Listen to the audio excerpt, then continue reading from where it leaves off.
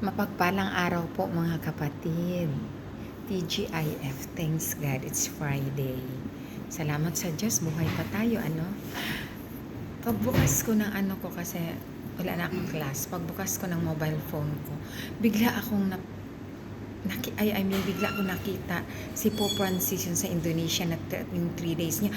Sobrang napakaraming tao po. Alam natin yun, di ba, kahit nasaan po si Pope Francis pumupunta, na dala-dala ang ating buhay, nagre-represent sa buhay nating Ama sa Langit.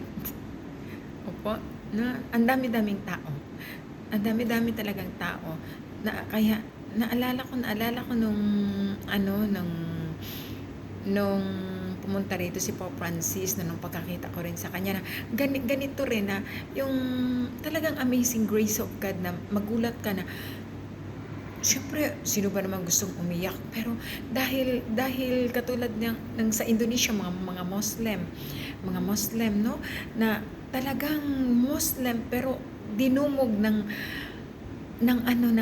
tao si God through Pope Francis. Ang realization ko po, kaya talagang it really brought me to tears na katulad ngayon, naluluha ako. Kasi yung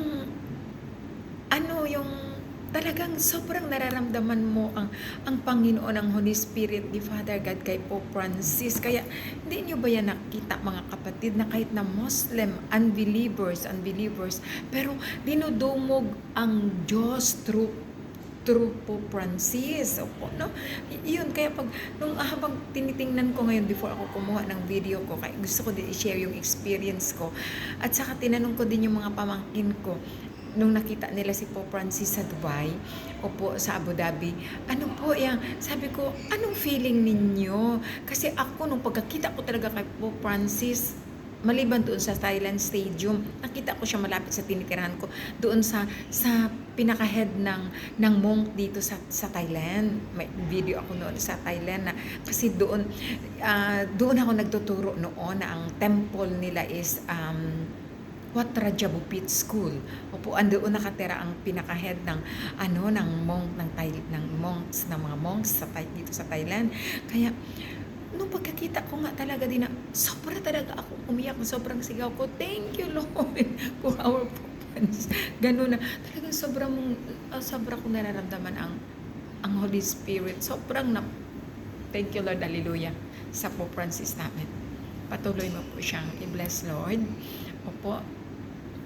Sino ba ang gusto umiyak? Pero yung dahil sa tears of joy, na ibig sabihin ang Diyos na sa puso talaga natin, kasi hindi basta-basta sa tao ang umiyak, pero kung talagang tapat ka, talagang maiyak ka. So yung ganun, yung mga kapatid natin, ang mga Muslim, hindi lang lahat ng nakakita kay Pope Francis na talagang dinumog talagang yung hunger ka nga sa Diyos, no?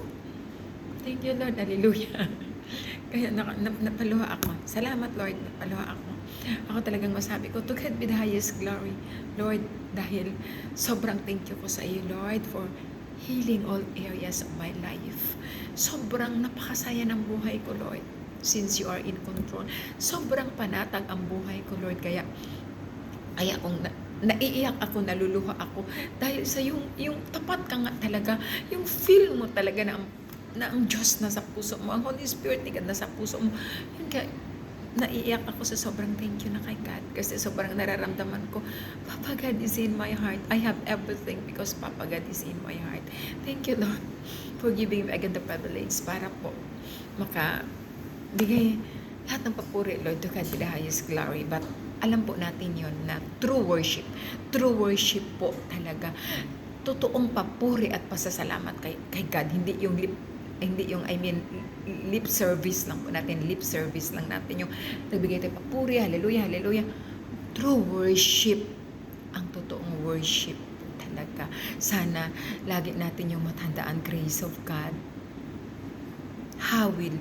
kung hindi po ang ating way of life, kung paano po tayo namumuhay sa bawat minuto ng buhay natin, kung naaayon sa kalooban ng Diyos. Yun po talaga siya ang true worship po, no? Yung we are obeying, we are following the word of God, the commandments of God.